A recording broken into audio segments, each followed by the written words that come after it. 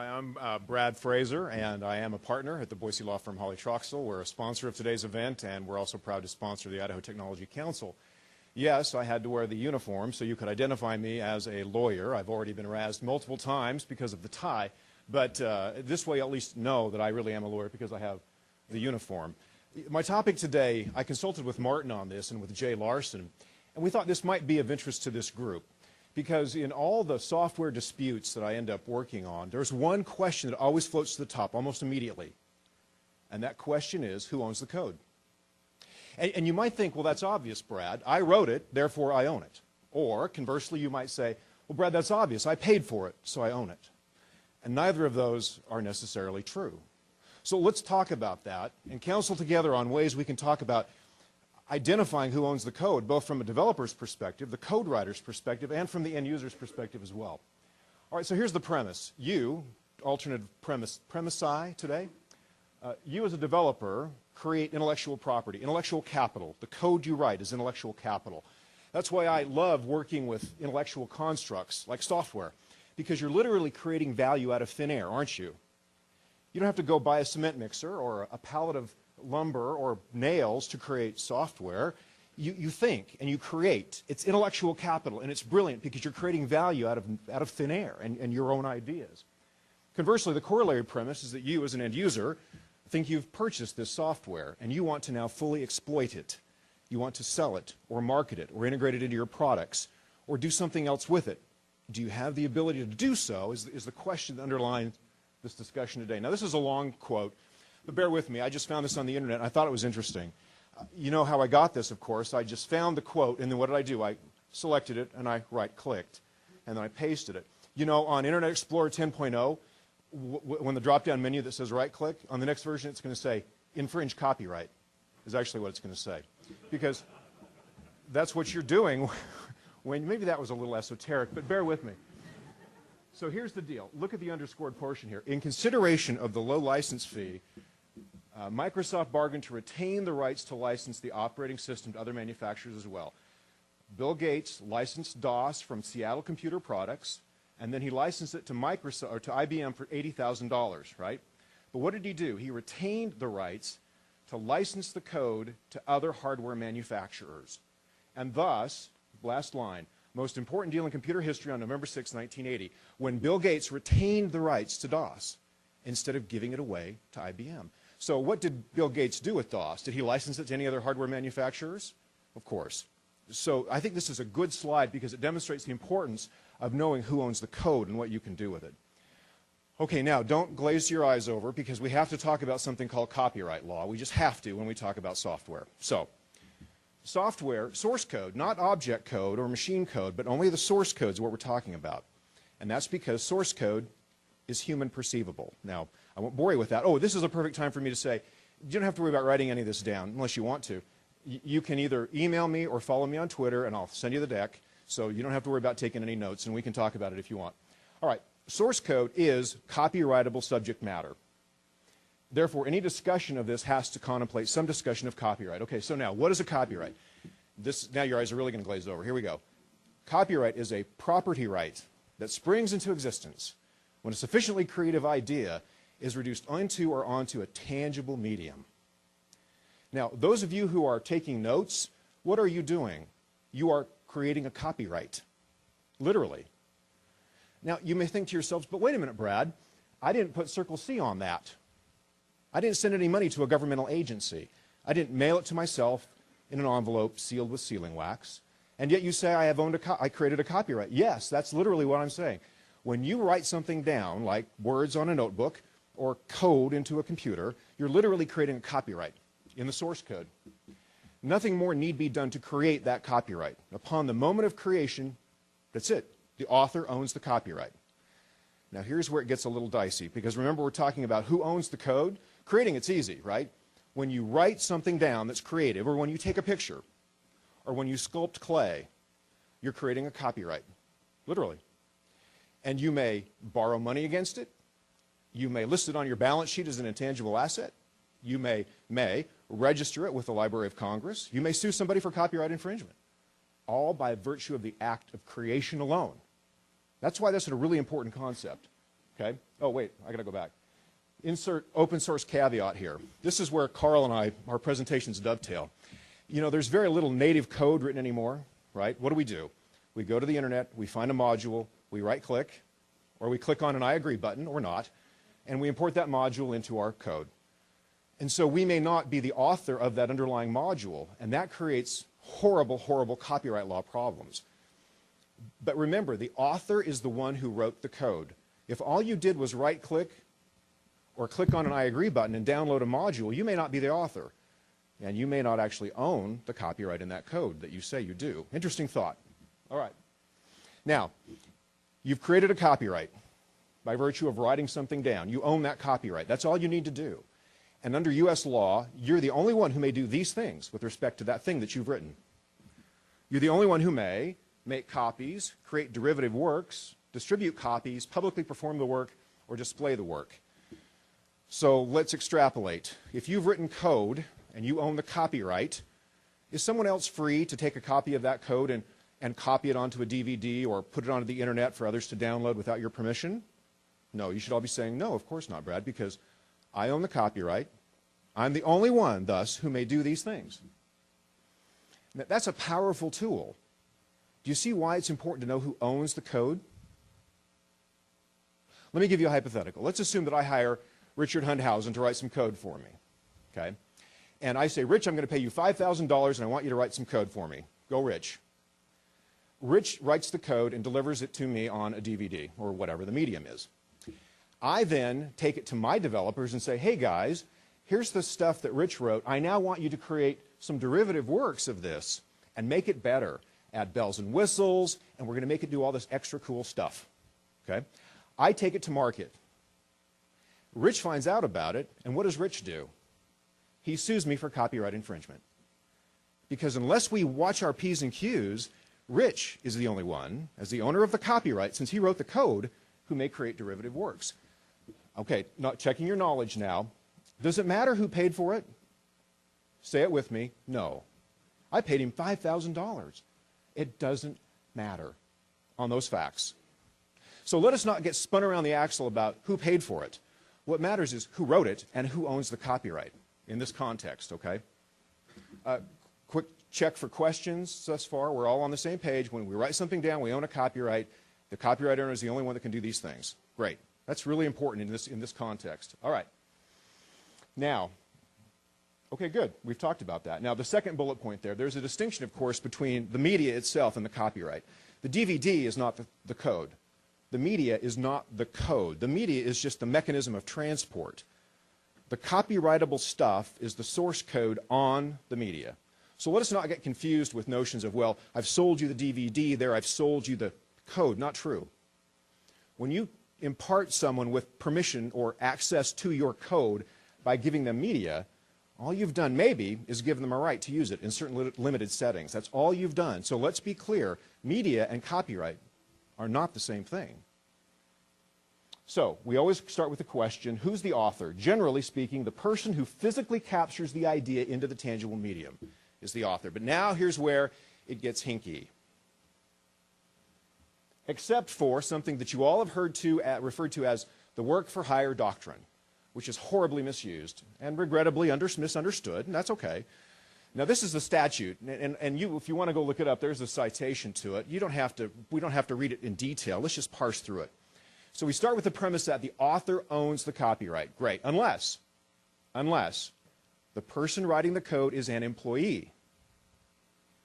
And that's a highly defined term.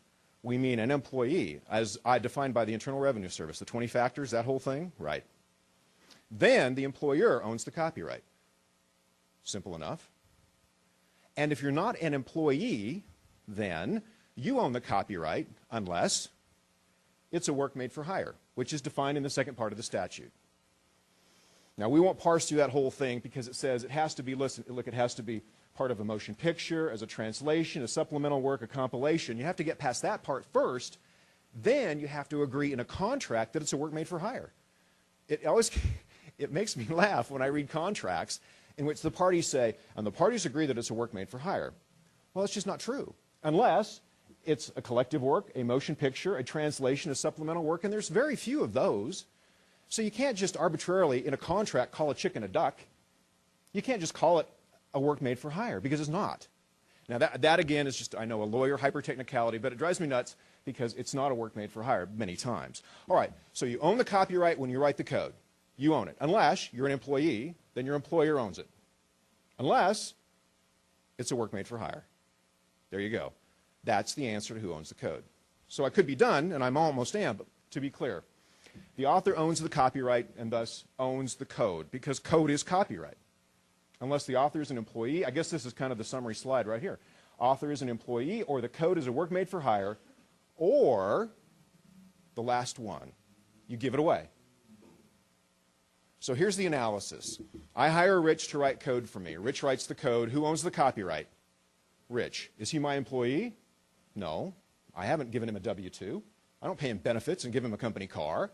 He's an independent contractor. So Rich owns the code. All right? Is it a work made for hire? No, because it's not a supplemental work, an audiovisual work, an atlas, part of a test. It's none of those, so it's not a work made for hire. So how then do I vest the copyright in me, in Brad? Through a written assignment. A contract signed by Rich that says, I, Rich, hereby represent and warrant that I own the copyright, that I did not merely go to the internet and download multiple modules of code that I did not write and compile them and link them together into your product, Brad, and therefore I hereby transfer ownership of the copyright to you. You see the problem that creates? If I'm asking Rich to transfer the copyright, I'm assuming he wrote it and he owns the copyright. If all he's done is go and download multiple modules and link them together, well, you see the point. Okay. So why does this matter? Well, Rich wants to know what he owns. I want to know what I own. I want to be able to take that intellectual capital and fully exploit it. I want to create derivative works. I want to publicly perform it. Here's a non-code example, right? Somebody writes a novel. Dana, my friend in the back there, Dana writes a novel, and he gives me a copy of it, and I pay him $10 for the copy of the novel. And then I create a screenplay based on it. Copyright infringement, because I've created a derivative work, and on and on and on it goes. So when we are imbued ostensibly with rights to software as a putative, licensee, you got to be careful, because you may not really have the rights you think you do. So if you're writing code, think about that. What am I giving away? If you're buying code, think, what am I getting? And the question always resolves to who owns the code. Now, once we know who owns it, then we control how it's used using a document called a license. You have all, who's been on the internet today? Anybody been on the internet today? Okay, you have all entered into, believe it or not, a software license. By going to that website, the law has evolved to teach that by going to a website, whether or not you click on an I agree button, you've entered into a de facto browse wrap software license that grants you a limited use license under copyright law, owned by whom? The person who wrote the code for the website, right? They've granted you a limited use license to look at the website on your monitor, create an ephemeral copy in computer memory, and maybe print one archival copy on your printer. That's it. That's how the law has evolved. Isn't that fascinating? You have all today entered into copyright licenses. You probably didn't even know it. Back in the old days, when we opened up shrink-wrap packages, we entered into copyright licenses as well. In my time at Micron Electronics, we negotiated big, and many of you have been involved in big multi-million-dollar software licenses. I was the guy that negotiated the software licenses with Microsoft. To Mr. Locken's point, those guys are brilliant at licensing software. Let me give you a quick anecdote. When you work in a computer company and you license Microsoft operating system software, I have to make sure this isn't under an NDA. I'm serious. I have to think for a minute. All right. Just everybody keep this as confidential, okay? All right. I'm serious. So you either sign what's called, no, the Department of Justice has fully investigated this. It's all out there. I'm just kidding. All right. So Microsoft either makes the OEMs, original equipment manufacturers, sign what's called a per copy license or a per system license. Now, this is brilliant. If you sign a per copy license, you only pay for copies of the OS that are actually pre-installed on the hard drive and shipped, but you pay more for that. So they give you a discount if you buy what's called a per system license, and you pay the royalty even if there's no code on the box. Is that brilliant? Is that brilliant or what? So we were shipping computers because companies would call and say, well, Brad, we don't need an OS. We're going to use Linux. And I'd say, okay, but we'd still have to pay Microsoft a royalty. Isn't that brilliant? It's amazing to me. All right. So licensing is the key, right? So first we determine who owns the code using some of this analysis, and then we say we want to control then how that code is used, and we do it with a license, a contract. It may be formalistic, signed and written in millions of dollars like Microsoft, or informal, a browser app license like each of you entered into today. And it controls how you use that copyright owned by someone else. Now, if you grant someone an exclusive license, that effectively transfers ownership to the licensee. So be careful about that. You can, even though you think you've retained the code, and I'm granting only a license, if you grant what's called an exclusive license, you can actually give away your rights. So you have to be careful about that. And there's a recent case called Werner versus Autodesk that goes to the issue of what you may do as the ostensible owner of code. For example, let us assume you go to a flea market and you buy a box of old DVDs with code on it. Okay? You want to sell that code on eBay. And Autodesk, the owner of the copyright in the code, and you now all understand exactly what I mean by that. Autodesk, the owner of the copyright in the code, finds out that you're selling those DVDs, and they sue you for copyright infringement. But you're saying, but wait a minute, it's just a box of DVDs. But see, the license is the key. The license governs what you can do or not do with that content that you've obtained. So it's critical that you read the license, both as a licensor, the guy who owns the copyright, and the licensee, the one who wishes to use the subject matter, okay? All right, so here's the moral. For developers, you obviously want to ask yourselves this question. Does the price I'm charging contemplate my giving up a valuable intellectual property right? Think about that for a minute. I have a lot of developer clients, and they go into this deal to write a website or write code or whatever. And I say to them, well, my goodness, you've given away your copyrights in this contract written by the big corporate lawyer in Dallas. Does your price for the engagement contemplate your giving up the copyright? Did you ever think about that? You create that intellectual property. Does your price that you're charging contemplate your giving? That literally means you can't use it for the next client, right? You don't get to use it or reuse it. You're done. You've given up the copyright. So that's the issue for developers. From an end user perspective, the issue is this. Do you really own the code? Can I create derivative works? May I monetize it in some fashion? Can I patent some aspect of it that's related to it in some way? Don't know. We have to first determine who owns the code and then see what mechanisms have been used to control the use of it. Okay, 30 seconds on open source. Open source is an interesting term because there is no such thing in my view as open source code. Let me ask you this question. What line will I see in the source code of an open source program that tells me it's open source? Will the developer literally have written, FYI, this code is open source, use it in good health, Godspeed? Will I see that line written in the source code? Then how do I know it's open source code? I'm asking. This is a smart group of developers and users. How do I know it's open source code then? If the source code doesn't tell me, how do I know? Exactly, the license.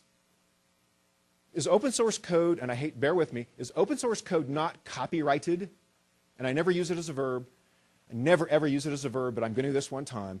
Is open source code not copyrighted? No, of course not. Somebody wrote it. Somebody owns a copyright. The Free Software Foundation, right? Even Moglen, that guy, Free Software Foundation, they wrote GNU, General Public License, GPL 3.0. They wrote that. They sue people for copyright infringement all the time on open source code. All the time. So just because it's open source doesn't mean it's not subject to copyright protection. So we cannot blithely conclude that we're out on the internet and we see a module and it's ostensibly licensed as open source. So we right-click on it and we download it and we slap it into our client's product. It's very likely copyright infringement. And your client very likely may get sued for copyright infringement. And then who will your client be mad at if they get sued for copyright infringement? You. So you should have good insurance, I guess is the moral of that story. If you're going to be borrowing code off the internet that you didn't write, I highly recommend you have good insurance. Okay. An implication to an owner, let me play out this hypothetical. Okay, so I have a business, right? And I've licensed a bunch of software. And I've taken it from different developers and different companies. And all of those licenses say something like this. I, the licensor, represent and warrant that I own the copyright and can grant you a license to use the code. Great. Every license says that, or it should. So then I'm going to sell my company. Now I'm on the second bullet point. I'm going to sell my company. I make a representation and warranty to my buyer that I am permitted to sell all this code or relicense it down to them, right? But if the upstream developer didn't really have those rights, I am committing breach of contract at the moment I signed to sell my business because I really don't have those rights. Think about that for a minute. You sell your business, you sell all the software, you represent and warrant you have rights, but the guys from whom you got the software didn't do their due diligence. They used open source modules thinking that that was okay, and consequently you don't have rights to convey, and the deal goes south, or you get sued. One of the two. So there are real-world implications to this discussion. There's my contact information. I really would invite you to email me or follow me on Twitter. I'd be happy to send you a PDF of the deck. If you have any follow-up questions, because this is heady stuff, I get that.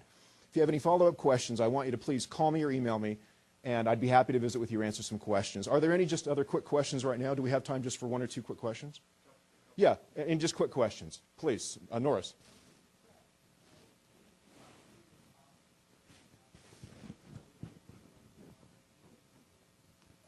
Right.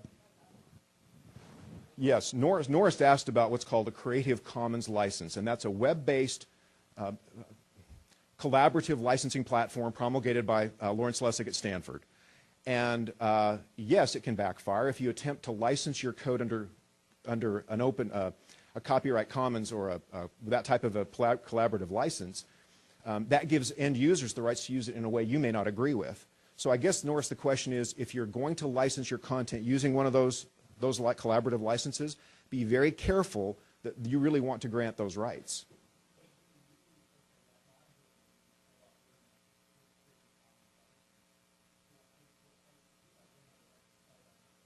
There are multiple flavors, as you know, of Creative Commons licenses. Some are attribution only and some limit the use. So the answer, Norris, is it would depend on the type of Creative Commons license that governs the use of that code. Yeah, good.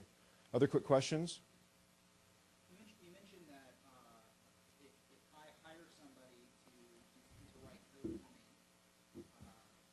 me, and they copy it, and I turn around and sell that code or sell my business, I can get in trouble. How do you protect? You mentioned that danger, but is there ways that you can pass off that responsibility to the person you hired? Yes. Yes. You can ask the person that you've engaged, I don't want to say hired because that connotes they're an employee, the person that you've engaged in that contract of engagement, you can create what's called contractual indemnity. And you can make them state in the contract that they own the copyrights, and if they don't, they'll go get rights to it.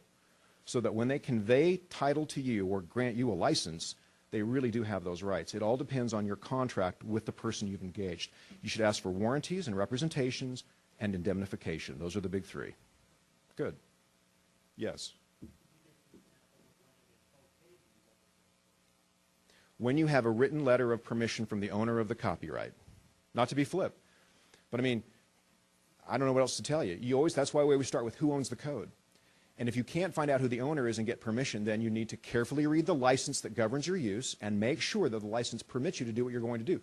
What if the license that you click on to download that module says not to be used in certain contexts and not to be linked with any products manufactured or sold by, whoever, because we don't like them? That's all permissible under contract law. You can put whatever you want in that license.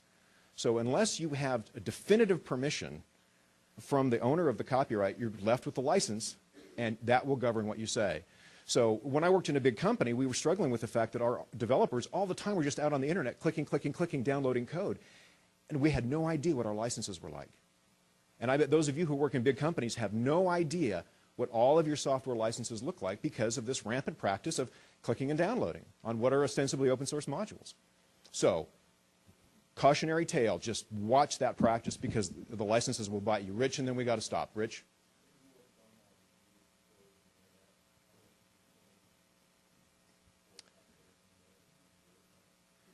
Yes, a lot is the answer to that, Rich. Rich asked how much you have to change the code so it's no longer infringing on somebody else's copyright.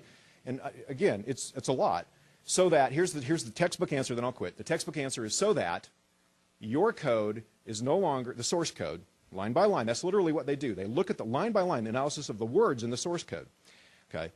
So the answer, Rich, is so that the defendant's source code is no longer substantially similar to the plaintiff's source code. That's the textbook answer. And it's all very fact-specific, Rich. Okay, I guess I'm done, but please reach out if you want a copy of the deck or have any questions, okay? Thank you.